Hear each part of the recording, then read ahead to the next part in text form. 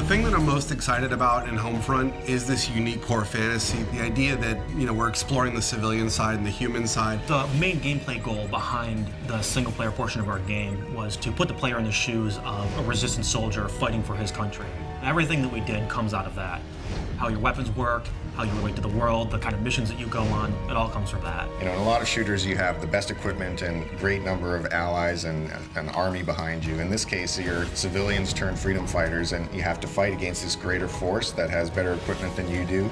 And it's really a sort of get in, get out situation. It's an interesting place for us to be on this one because everybody's expectations is military shooter, military shooter. We want guys who are professional, but guys who are really professional in war, like robots. And for us, they're not professional military people. They're resistance fighters. They're all civilians. When it comes down to realizing this world, this fallen America, this occupied America in the game, we really wanted to establish some key moments or key shots where you come out of an opening and you see this big, huge, expansive environment revealed before you.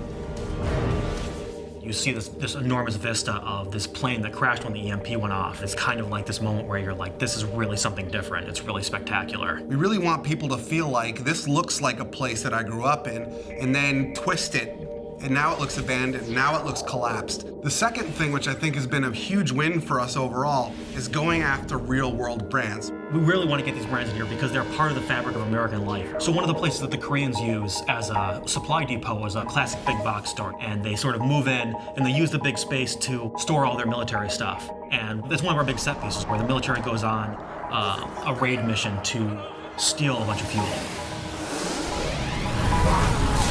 Consequence of violence is something that we're focusing on in the game. War is not a pretty thing, and there's not always lots of positive events that come out of it. It's actually very dark and tragic, and we want to show that element in Homefront, which you don't really get in a lot of shooters. Jake, just put them out of their misery. Who's shooting? Let those bastards come! In an average FPS, you'll blow through 30 to 100 guys every 15 to 20 minutes or so. And you sort of get this what we call Massacre Fatigue. When you stop even caring, you don't even realize that you're killing humans.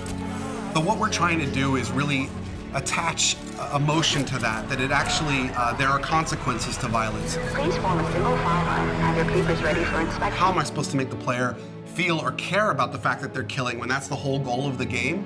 But that's really the fundamental crux of what we're trying to achieve. Your character in the game's name is Robert Jacobs. He's a former pilot. He's recruited by the Resistance because they need a helicopter pilot. So Boone is a former police officer. He's the leader of the current Resistance cell and sort of the father figure of the whole unit. He's less about killing the Koreans and more about what can I do to free my people. Connor is really the key combat figure of the group. He's a little on the wild side. He's not conventional, but he's really a valuable man to have in a fight. And Rihanna is born and raised in upstate New York. She was kind of the hunter in the wilderness, and she just felt the call to join the Resistance and do whatever she could about it.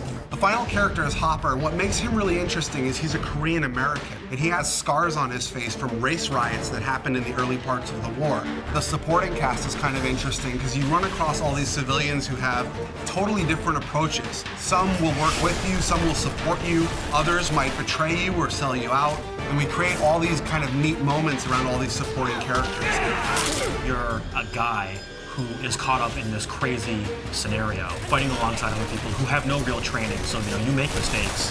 People get shot, people get hurt, people die alongside you. Fighting as a civilian with civilian and in an occupied America, that's really the core of what Homefront's all about, and that's really what we're set to deliver on.